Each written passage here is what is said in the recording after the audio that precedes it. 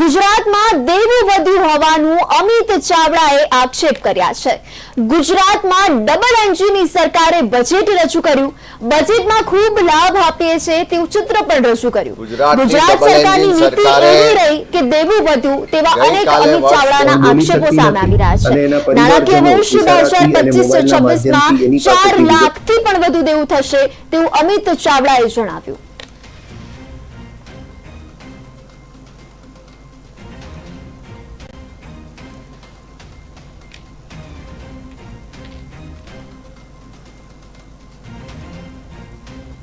ગુજરાતની double engine સરકારે ગઈકાલે વર્ષ 2025-26નું બજેટ રજૂ કર્યું છે।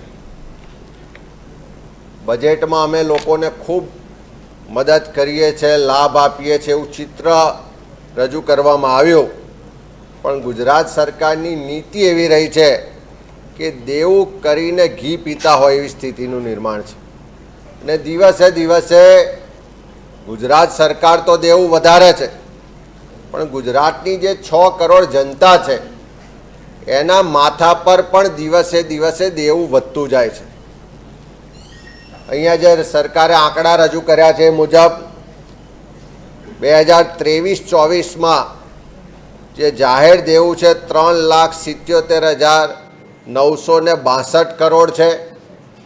એ જ રીતે 24-25નો જે સુધારેલો અંદાજ રજૂ કરવામાં આવ્યો એ મુજબ 24-25ના સુધારેલ અંદાજ મુજબ રાજ્યનું દેવું 3,99,633 કરોડ થયું અને 6 કરોડની વસ્તી ગણીએ તો એ મુજબ પ્રતિ વ્યક્તિ પ્રતિ ગુજરાતી 66,000 રૂપિયાનું દેવું આજે ગુજરાતના એક વ્યક્તિને માથે નવું જન્મ લેનાર બાળકના માથે છે।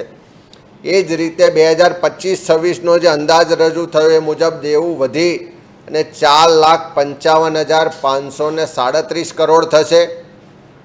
3 વર્ષનું આગામી જોઈએ અંદાજ તો 26-27ના વર્ષના અંતે દેવું વધીને 4,73,651 કરોડ થશે ને 27-28 વર્ષનો જે અંદાજ મૂક્યો છે એ મુજબ દેવું વધી અને 5,38,651 કરોડ થશે। એટલે 3 વર્ષ પછી પણ જે બાળક જન્મ લેશે એના માથે 3 વર્ષ પછી એટલે કે 27-28ના વર્ષમાં દેવું વધીને 89,000 રૂપિયા પ્રતિ ગુજરાતી થવા જઈ રહ્યું છે। એટલે ઉત્સવો તાઇફા પોતાના માનીતાઓને લાભ કરાવવા માટે જે દેવું વધી રહ્યું છે, જે બજારમાંથી મોટા પ્રમાણમાં લોનો લેવાઈ રહી છે, આજે જ જે વિધાનસભામાં પ્રશ્નોત્તરીમાં જવાબ આપ્યા છે મુજબ છેલ્લા 2 વર્ષમાં જે બજારમાંથી કે રાજ્ય સરકારે લોન લીધી એ નાણાકીય સંસ્થાની લોનો છે, બજારમાંથી લોન લેવામાં આવી છે અને કેન્દ્રીય દેવું છે। ખાલી બજારમાંથી લેવામાં આવેલી લોનોનો આંકડો જોઈએ તો છેલ્લા 2 વર્ષમાં 94,000 કરોડ રૂપિયાની લોન બજારમાંથી લેવામાં આવી છે। એનો સ્પષ્ટ મતલબ છે કે આજે દેવું દિવસે દિવસે સરકાર વધારી રહી છે।